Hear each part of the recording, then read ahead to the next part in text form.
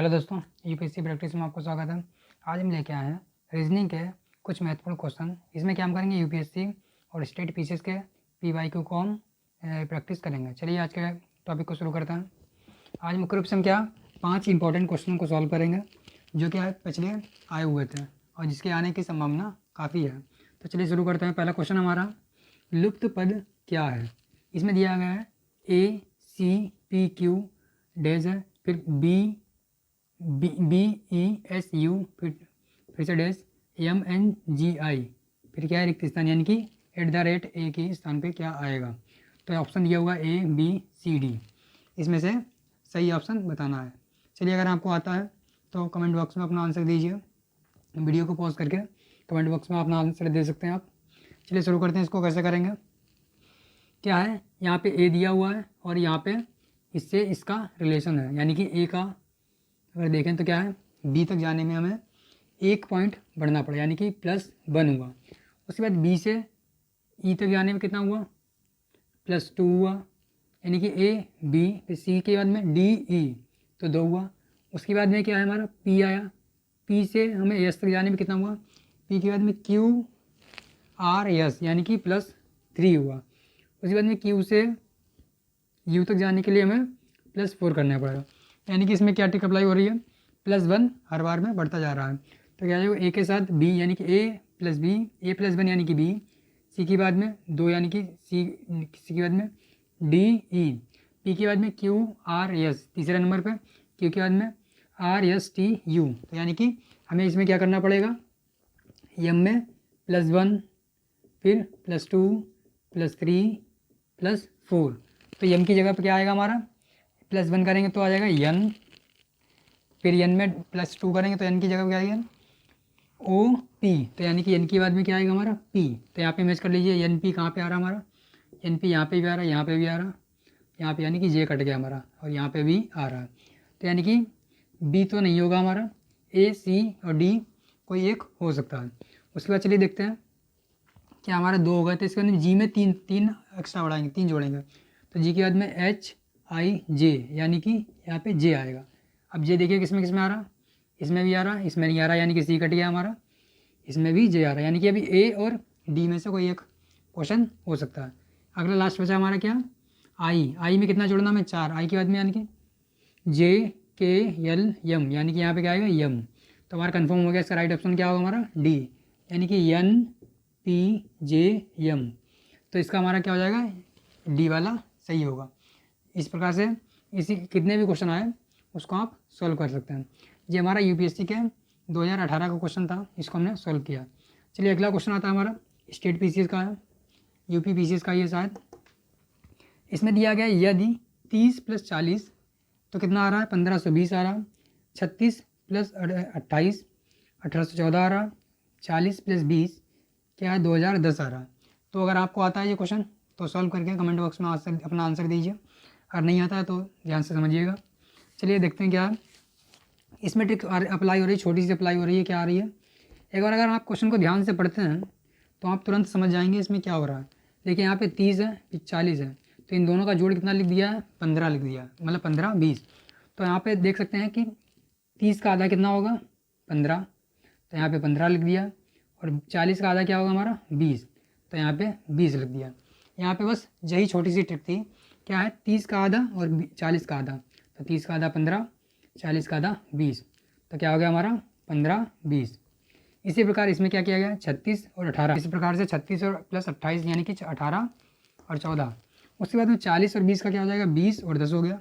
तो इसी प्रकार 50 और 22 का क्या हो जाएगा हमारा, 50 और 22 का हो जाएगा हमारा, 50 का आधा कितना हो जाएगा 25 हो जाएगा, तो यहाँ पे 25, और 22 का आधा कितना हो जाएगा हमारा 11, तो 25 11, इसका आंसर क्या हो जाएगा हमारा 25 11। अभी हो सकता है आपको यहाँ पे जब क्वेश्चन बहुत ही आसान लग रहा हो, लेकिन जब क्या होता है एग्जाम के टाइम पे होता है तो आप हड़बड़ी में इन्हीं क्वेश्चनों पे बहुत सी गलतियाँ करते हैं। तो इसलिए अगर आपको आते हैं तो कमेंट बॉक्स में अपना आंसर दीजिए, अगर नहीं आता है तो ध्यान से समझिएगा। अगला है हमारा ब्लड रिलेशन, यानी कि रक्त संबंध से। इसमें बताया गया क्वेश्चन है, ये भी हमारा क्या है स्टेट पीसीएस से ही लिया गया क्वेश्चन है। पीवाईक्यू जितने भी क्वेश्चन हैं उसी को हम सॉल्व कर रहे हैं। और चलिए क्वेश्चन पढ़ते हैं। क्या यदि बी कहता है कि उसकी माँ ए की माँ की एकमात्र पुत्री हैं। क्या कह रहा है? बी कह रहा है, बी कहता है कि ए की माँ, बी कहता है कि उसकी माँ ए की माँ की एकमात्र पुत्री हैं।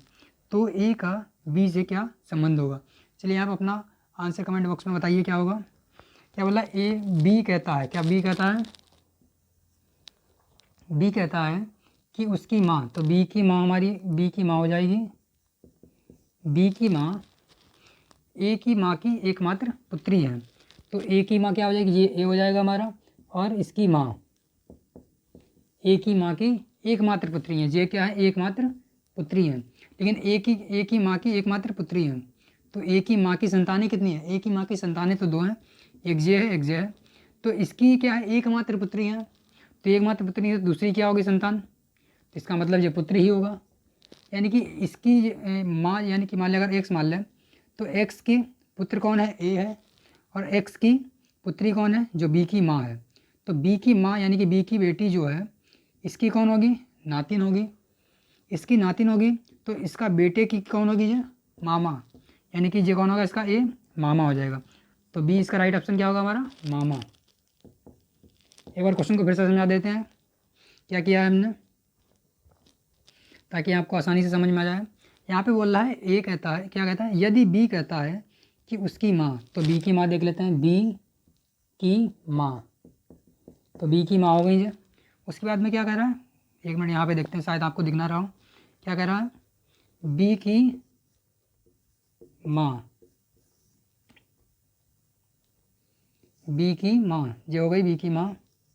क्या कह रहा है? यदि बी कहता है कि उसकी माँ, तो बी की माँ ए की माँ की एकमात्र पुत्री हैं। तो ए की माँ की क्या एकमात्र पुत्री हैं? ए की माँ की एकमात्र पुत्री है। ए की माँ की एकमात्र पुत्री है कौन? बी की माँ। तो ए का बी से क्या संबंध होगा? जो क्वेश्चन हमारा पूछा गया था। तो आप यहाँ पे देख सकते हैं कि बी जो है, यानी कि क्या है, इसकी जो ए की जो माँ है उसकी कितने संतानें हैं? 2 संतानें हैं। एक तो हो गई बी की माँ जो उसकी पुत्री है, और जो एक जो है एक संतान बची है, तो वो क्या होगी? क्योंकि इकलौती पुत्री है तो दूसरी संतान क्या होगा? बेटा ही होगा। इसका मतलब ये जो है इसका बेटा है, ये इसकी बेटी है, और इसकी बेटी का जो भी जो संतान है वो इसकी क्या होगी? नातिन होगी या नाती होगा। तो ये ए बी से क्या संबंध रखेगा? तो इसका मामा कहलाएगा। तो इस प्रकार आप समझ, आशा करते हैं कि क्वेश्चन समझ में आ गया होगा। अगला है हमारा क्वेश्चन नंबर 4, जो हमारा वेन डायग्राम से है। इसमें बोला गया है कि निम्नलिखित में से कौन सा चित्र अध्यापक, महिला, माँ का सही संबंध बताता है। तो आपको यहाँ पे बताना है कि अध्यापक, महिला और माँ का सही संबंध कौन सा है। ये भी हमारा स्टेट पीसेस से ही पूछा गया है, उत्तराखंड पीसेस का है क्वेश्चन। तो बोल रहा है अध्यापक, माँ और महिला का सही संबंध कौन सा होगा। तो आप यहाँ पे देख सकते हैं, इसको सबसे आसान सिंपली सॉल्व करने का तरीका है कि एलिमिनेशन कीजिए। एलिमिनेशन कैसे कर सकते हैं? एक बनाइए अध्यापक का, एक माँ का, एक महिला का। तो आप देख सकते हैं कि अध्यापक के अंदर क्या हो सकता है? कोई, यानी कि स्त्री भी आ सकती है, पुरुष भी आ सकता है। इसका मतलब ये तो कंफर्म हो गया कि अध्यापक का और महिला माँ का अलग बनेगा। और यहाँ पे देख सकते हैं महिला जो है, एक महिला ही माँ बनेगी। इसका मतलब एक महिला उसके अंदर ही माँ होगी।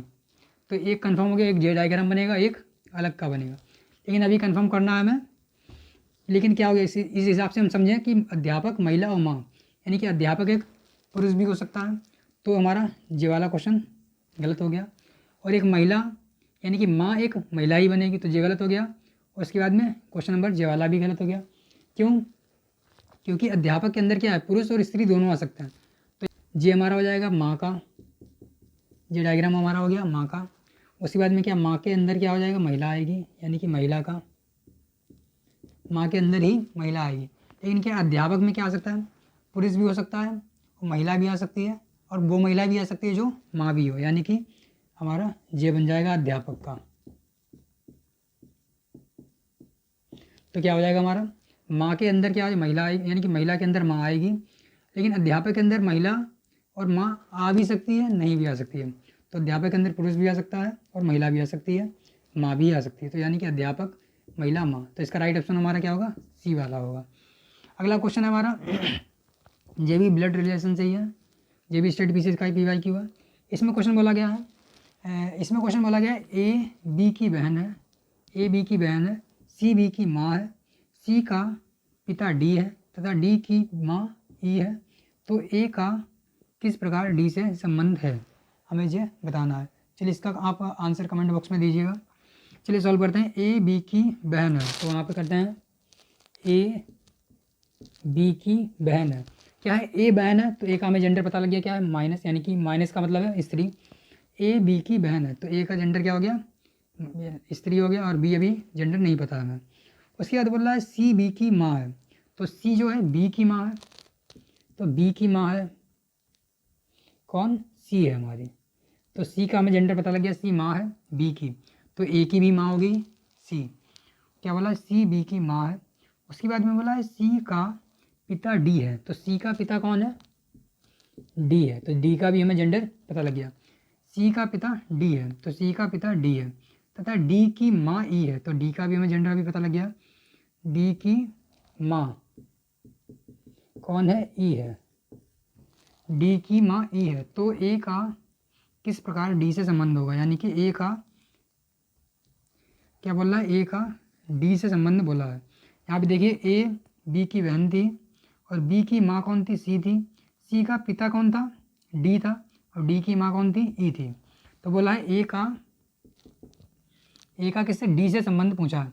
क्योंकि आप देख सकते हैं कि क्या बी की माँ जो है सी है और सी का पिता कौन है, डी है, तो यानी कि इसकी माँ अगर जे है तो इसकी जे नाना होगा, जब ये नाना होगा बी का तो बी का भी नाना होगा, क्योंकि ये स्त्री है तो ये क्या हो जाएगा, इसकी डी की नातिन हो जाएगी। तो इस प्रकार हमारा क्या हो जाएगा, राइट ऑप्शन हमारा बी वाला हो जाएगा। इस प्रकार हमने क्या यूपीएससी और स्टेट पीसीएस के कुछ महत्वपूर्ण क्वेश्चन को सॉल्व किया है। अगर क्वेश्चन समझ में आए हों तो अपने आंसर को कमेंट बॉक्स में आप कीजिए, और वीडियो अच्छा लगा हो तो लाइक कीजिए, चैनल को सब्सक्राइब कीजिए। धन्यवाद।